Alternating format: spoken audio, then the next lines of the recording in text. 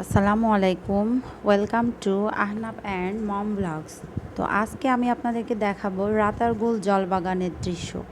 এখানে অনেকগুলো নৌকা দাঁড় করানো থাকে, এই নৌকাগুলো নিয়েই আপনাদের ঘুরতে যেতে হবে। তো আমরা একটা নৌকা নিয়ে চলে যাচ্ছি ভিতরের দিকে। এখানে কিন্তু এটা কিন্তু গোয়াইনঘাটে অবস্থিত, সিলেটের গোয়াইনঘাটে এই রাতারগুল জলবাগানটি। এখানে ছোট ছোট কিছু গাছপালা আছে যেগুলোকে রাতা গাছ বা পাটি গাছ বলে, আর এই রাতা গাছ থেকেই কিন্তু রাতারগুল নামকরণ করা হয়। এটাকে বাংলাদেশের অ্যামাজনও বলা হয়। এই গাছগুলো 6 থেকে 7 মাস পানির নিচে বেঁচে থাকতে পারে। 6-7 মাস পানির নিচেই থাকে বলা যায়। এখন পানি কিছুটা কম, কিন্তু যতই বর্ষা আসবে ততই আর কি গাছগুলো আস্তে আস্তে পানির নিচে তলিয়ে যাবে। আর আপনারা সাধারণত ঘুরতে আসলে কিন্তু বর্ষাতে আসবেন, কারণ বর্ষাতে সৌন্দর্য বেশি উপভোগ করা যায়। আর যত বেশি ভিতরের দিকে যাবেন, একটা অন্ধকার ঘন আর কি, খুবই ঘন অন্ধকার জঙ্গল, আর ভালো লাগবে। আবার একটা গা ছমছমে অবস্থা। এখন তো শুরুর দিকে, এজন্য কিছুটা আলো এর ভিতর যাচ্ছে।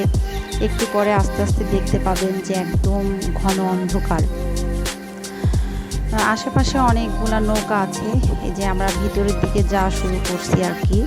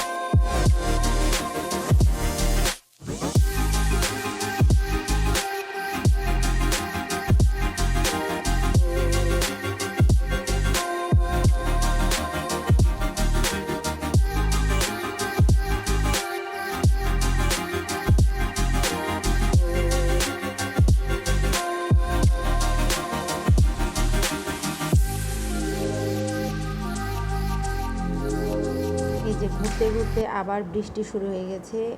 এখানে আসলে কখন বৃষ্টি শুরু হয়ে যায় বলা যায় না। তো যাই হোক, আপনারা সরাসরি এসে যে উপভোগ করতে পারবেন সৌন্দর্যটা, সেটা আসলে কোথাও ভিডিও বা দেখে এভাবে উপভোগ করা যায় না। তো অবশ্যই আপনারা সশরীরে এসে রাতারগুল উপভোগ করবেন। ওকে, ধন্যবাদ।